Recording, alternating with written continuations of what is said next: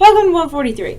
I have things set up, hopefully, the way that they're supposed to be, so that you have videos and you have notes in this class. They're set up such that the video and the notes will work together. And in this way, you can match the video and the notes together, and that'll make it easier on you, and it'll be more like you're coming to class instead of trying to figure it all out on your own.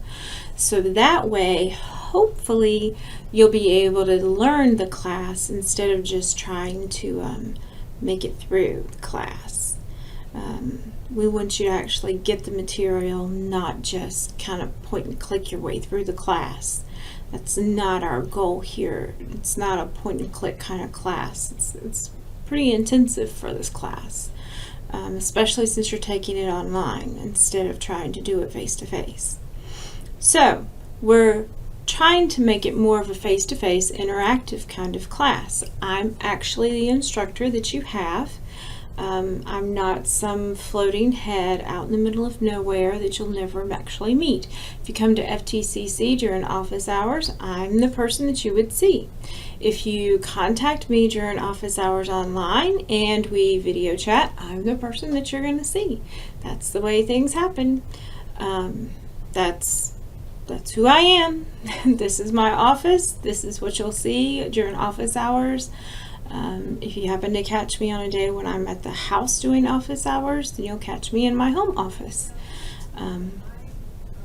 That's how it works.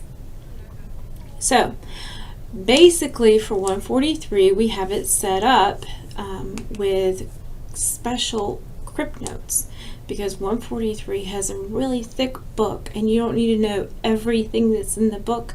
You need to know some of the things that are in the book. So we went ahead and we shortened that down into some notes for you. We made the notes fill-in notes.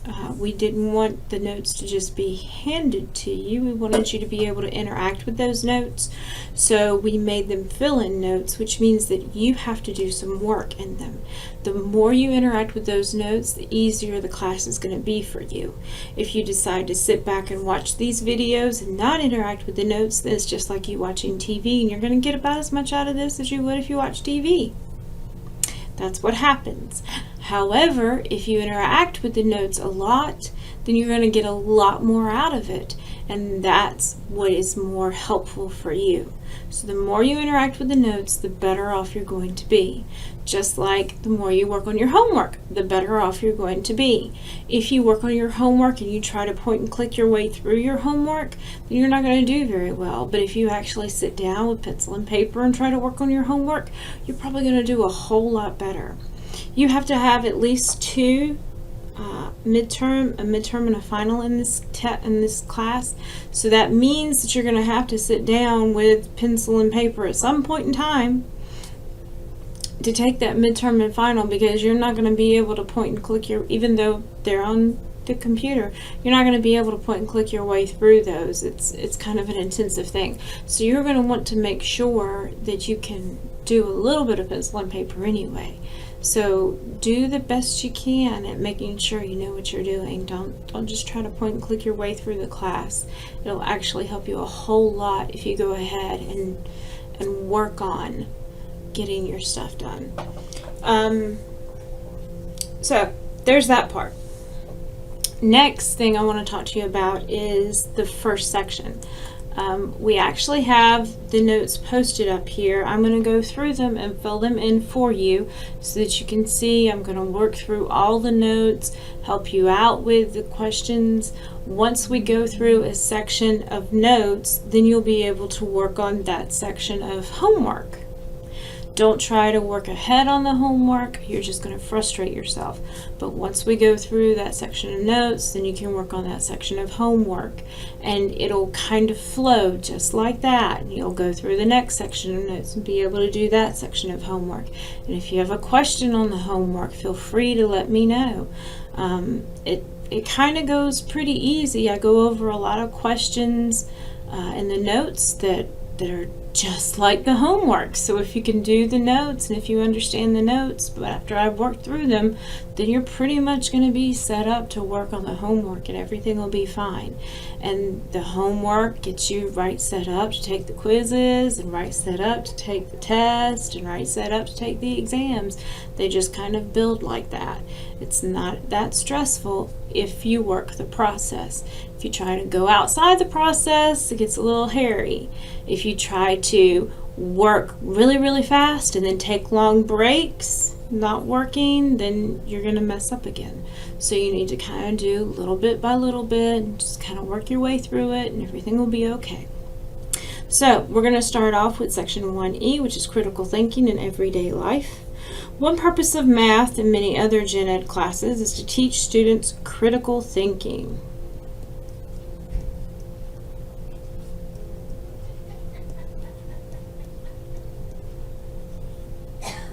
Remember, these notes are located inside of Blackboard. If you cannot find the notes, email me. I will show you exactly where they are.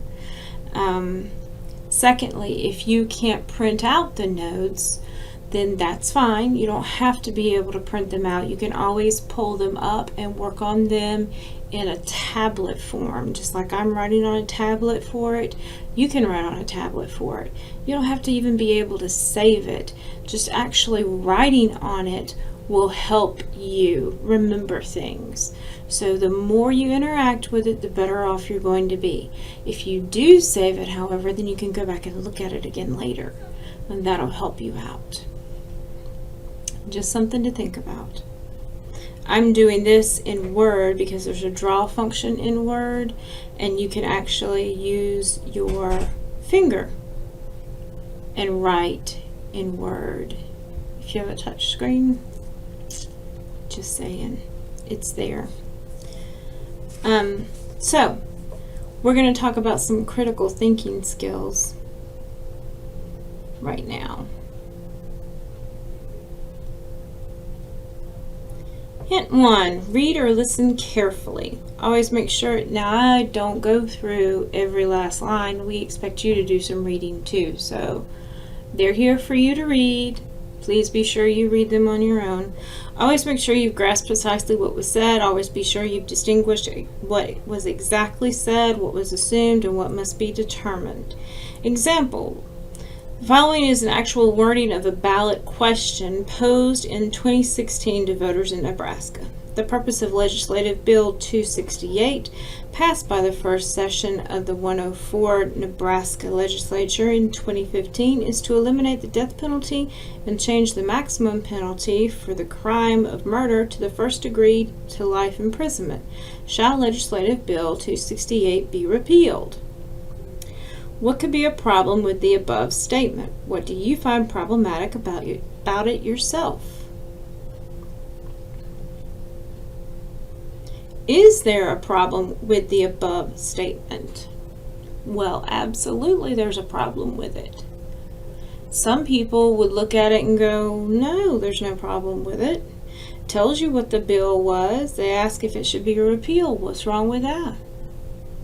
Well, they did tell you what the bill was. That's what they think they should do, is tell you what the bill was. They were very forthright with that. They told you exactly what the bill was. But the bill was to eliminate the death penalty.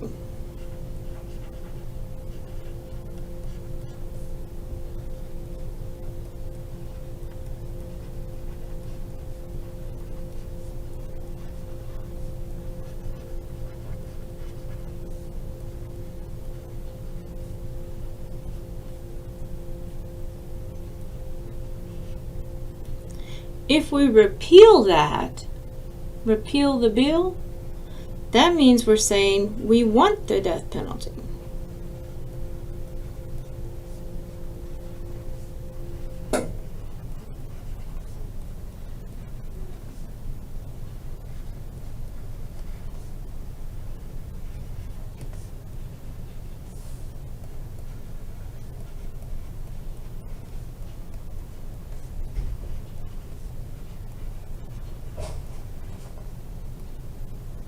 The problem is they never mentioned that in there.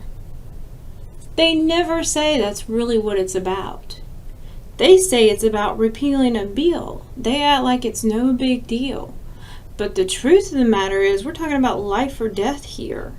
They make it seem all calm and innocent and first degree to life imprisonment and you know, it's all going to be good. But really we're talking about putting the death penalty back in.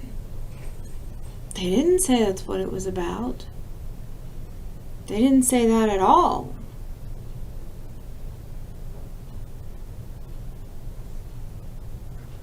So basically they're just assuming that you understand that that's what you're voting for. In reality, you might not understand that at all. You might have missed that altogether.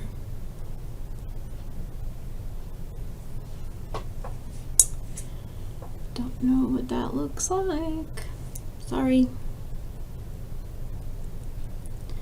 Look for hidden assumptions. Many real arguments rely on ambiguous terms or hidden assumptions. Often the speaker or writer may think these are obvious, but to listeners or readers, they may not agree. Indeed, an argument that seems convincing to the speaker may actually be weak to a listener who is not aware of the hidden assumptions. For example, they say we should build more prisons because incarcerating more criminals will reduce the crime rate.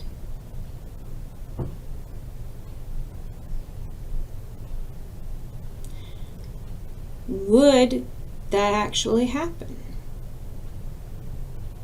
Is there a problem with the above statement?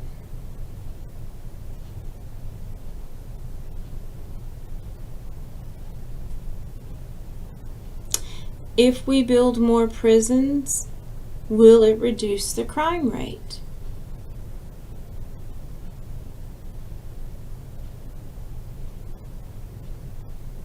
It's true that incarcerating more criminals may reduce the crime rate, but just because you build more prisons doesn't mean that you're going to be incarcerating more criminals.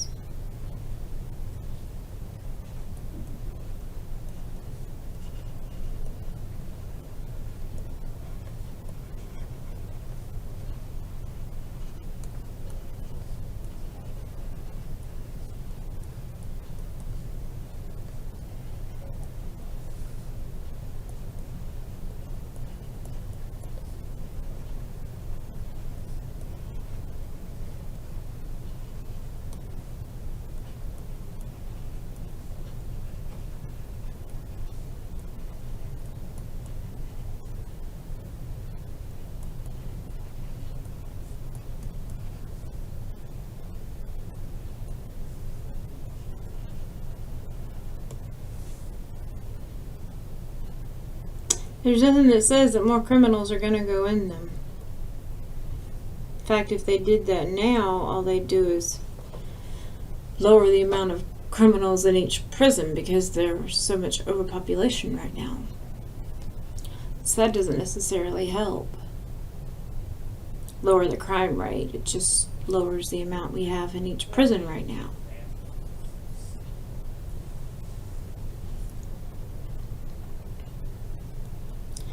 Identify the real issue. It can be difficult to identify the real issue.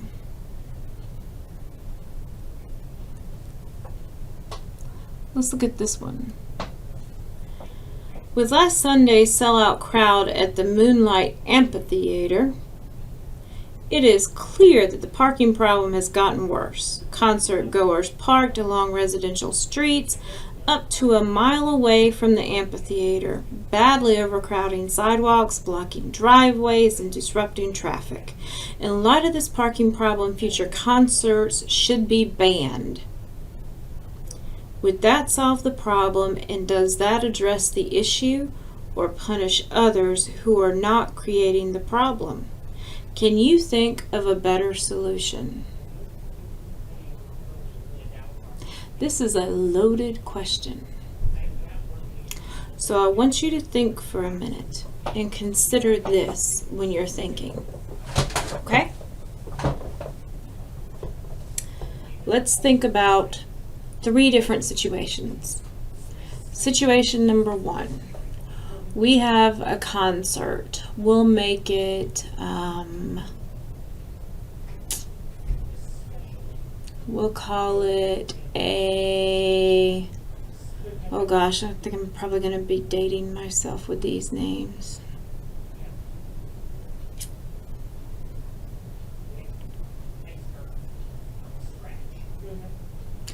Okay, I'm going out on a limb here, but we're going to make it a Jay-Z concert. So we're going to say Jay-Z is going to do a concert. He's going to have a concert at this amphitheater in 1 week, week 1, and there was a big parking problem. There were big issues. People got upset. The very next week,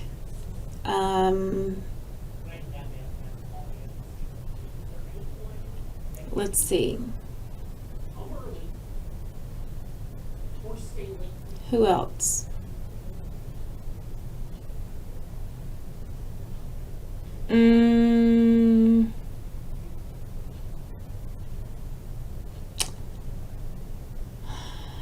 I hate to say this because it's definitely going to date me, but I think I'm going to go with it. They're getting ready to have their last concert, so Aerosmith had their concert the very next week. That was week 2. There were some issues at that concert. The very next week, Lady Gaga had a concert. There were definitely issues at that concert. And then the very next week, they were planning on having the Philharmonic come through. But before they could have the Philharmonic come through, and then the week after that, they were going to have James Taylor come through. But before they could have those two come through, they had this person come out and say that nope, they should ban all concerts. All future concerts should be banned because of overcrowding sidewalks, blocking driveways, disrupting traffic, etc. All of them should be banned.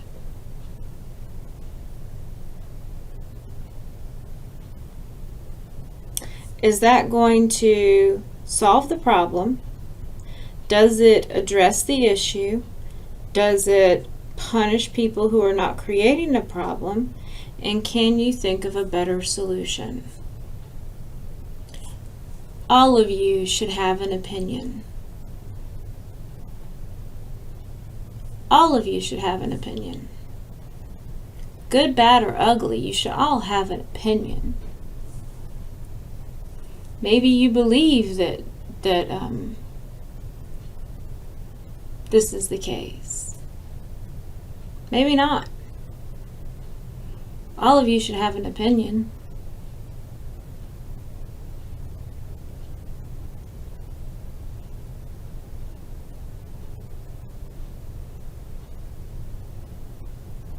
And your opinion should either say yes or no about solving the problem. Does it address the issue or punish others? That could be a yes or no, but should at least be a sentence. And can you think of a better solution? That should be a sentence or two if you can think of a better solution. If you can't think of a better solution, at least a complete sentence there would be good, but you should be able to think of something. So I'm just saying, something. Give me something to go off of. Because banning would just shut down the amphitheater, and that can't be good. And what kind of concerts are you going to ban all concerts? What about stand-up comedians? Are they not allowed to go there either? Are you only going to do it for certain concerts? Where do you draw the line? So, everybody should have an opinion. That's what I'm saying. Here I am, very first video, willing to give extra credit. Everybody wants extra credit, right? Right. Willing to give extra credit right away. This is how you get your extra credit. You ready? You need to go to Blackboard. Blackboard.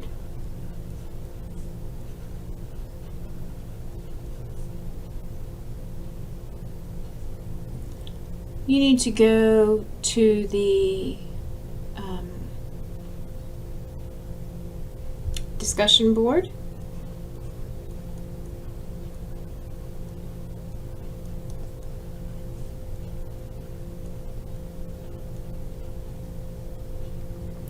It's going to say hint 3.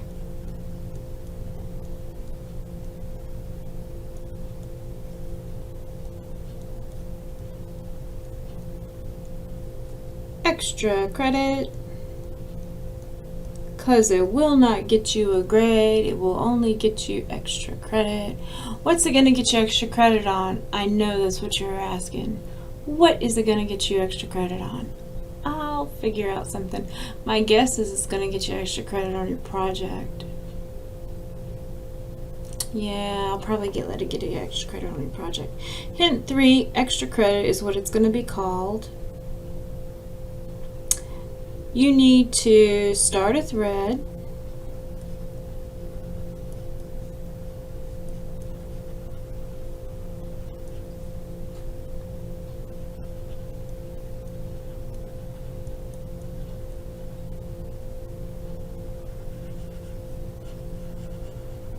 Answering all these questions.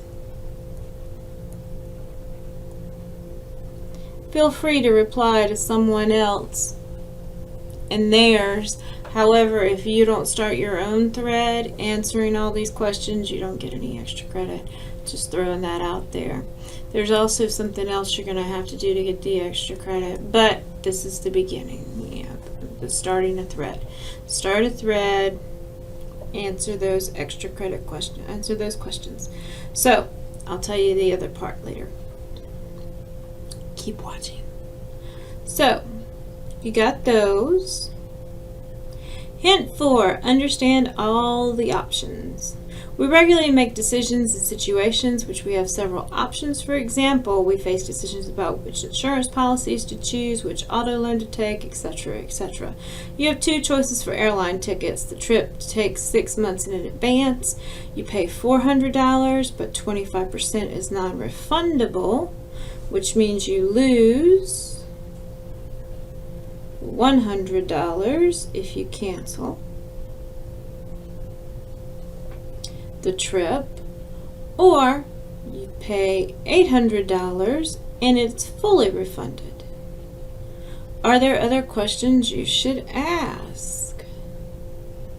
I would want to know things like, is there travel insurance?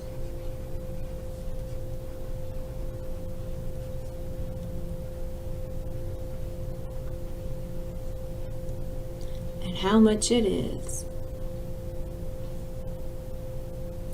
Does this include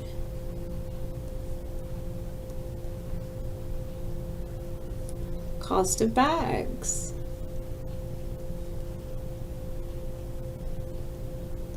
And fees? And taxes? Etc. If you have other things booked in with this, like hotel and car, etc., are they going to be compromised as well? All that's important stuff to know. Watch for the fine print and missing information.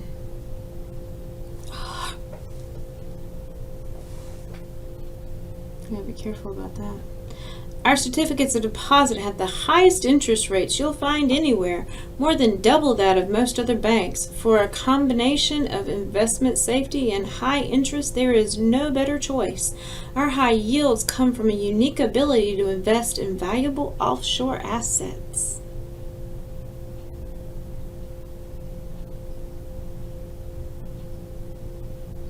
In other words, they get high interest rates, sometimes not so legally. So buyer beware. That's what that is.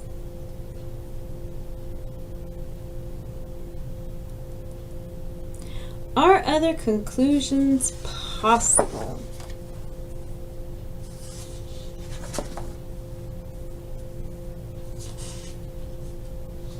Back in the day,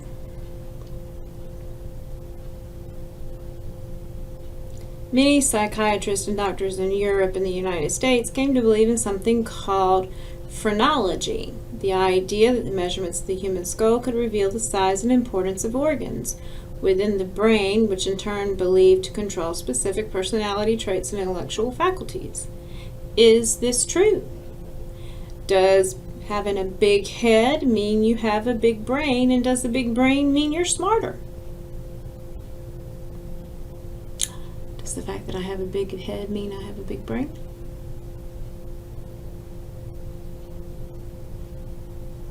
Do I have a big head? Maybe. I'm told by my mom I have a big nose. Only my mom says it. I don't know. I think she just has a small nose and doesn't want to admit to it. No, this isn't a thing. If that were the case, the Neanderthals would have huge intelligence. And we're told their intelligence was not all that. Although now they're saying they were a lot smarter than we thought that they were, but not all that intelligent. So watch for outright fakery. During the 2016 election, Obama signed an executive order banning the Pledge of Allegiance in schools nationwide.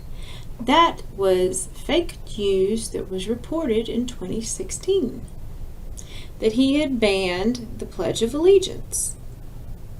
That's not really what happened. You should look up and see what he signed in 2016. You can look it up in Google. In fact, when you look it up in Google, make this your reply to a new friend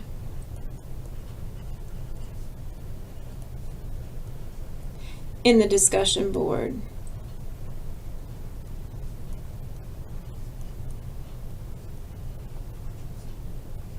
For extra credit.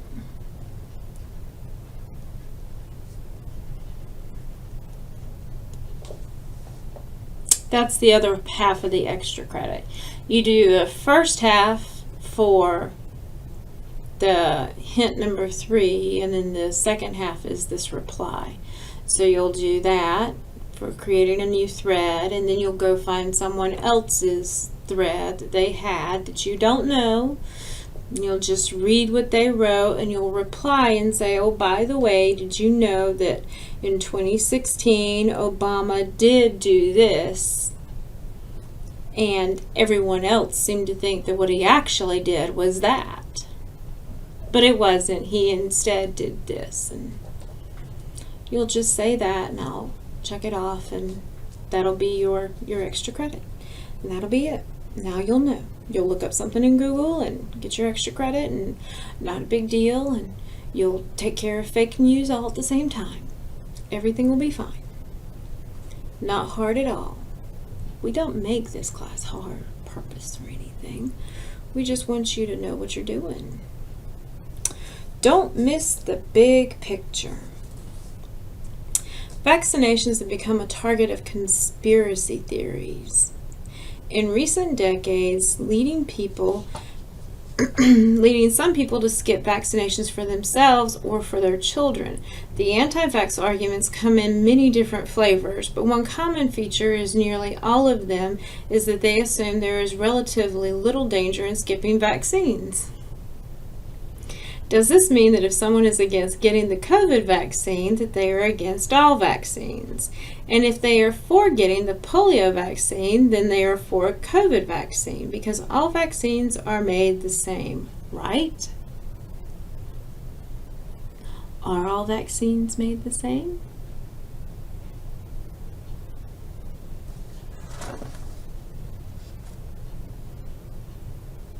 Actually, the COVID vaccine is not really a vaccine.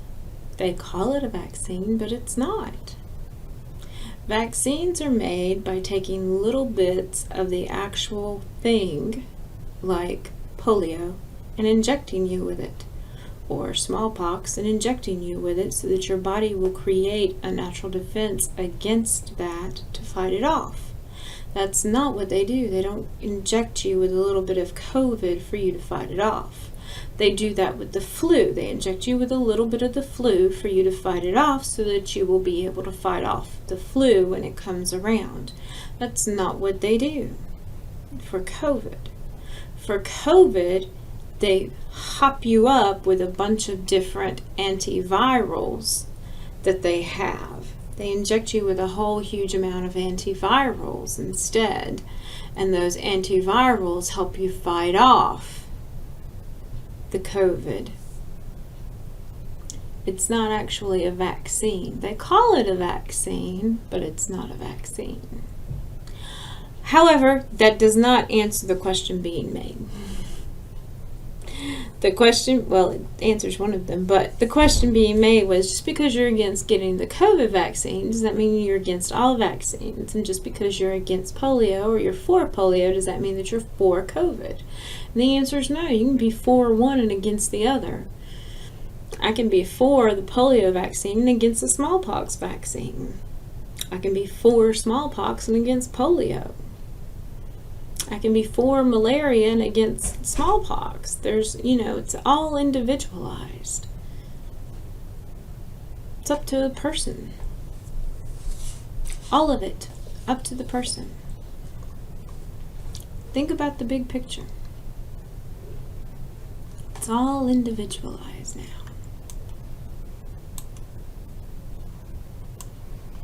Okay. So you have made it through the very first section. We have managed to go through the entire section talking about critical thinking, and you don't have any homework in this section. Yay! Okay, so what that means for you right now is that you get to take a break. No, it means you should go to your discussion board. Always start off with some extra credit. Always good to get ahead. Make sure you have done everything you need to do. Make sure you have the My Math Lab you need to have. Make sure you've done all your discussion boards that you need to do. Make sure you've done the check-ins that you need to do. Make sure you've done all the things that you need to take care of. If there's a journal you need to do, make sure you've done that. If you don't know what I'm talking about, that means you don't have them. That's okay. Not everybody has all of these things. So, if you have them, then you need to do them. If you don't have them, then don't worry about them. But make sure that you are up to date on what you need to do. If you are not sure what it is you need to do, there are a couple of things you can do. You can go check the Getting Started section in Blackboard. It has everything listed there. You can email your instructor. That's me. I'll be happy to answer your email. Or you could ask your friend in the discussion board. I bet they'd be happy to answer you too. It's nice to make a friend. It helps out. It's nice to make a connection. So be sure you do that, and once you've done that and you've kind of gotten your feet wet a little bit and you feel a little bit secure in what you're doing, you got your notes taken care of, you feel like you know what you're doing with your notes, you feel like you know what you're doing with the videos, you can find the notes in the videos, you feel okay with everything so far, then you can go ahead and start on 2A. That's okay. You don't want to jump in too fast, too quickly. You don't want to wait too long in between doing stuff. So make sure you kind of pace yourself well. You want to be done with Module 1 within 2 weeks. You want to be done with Module 2 within 4 weeks. So kind of keep a good pace going.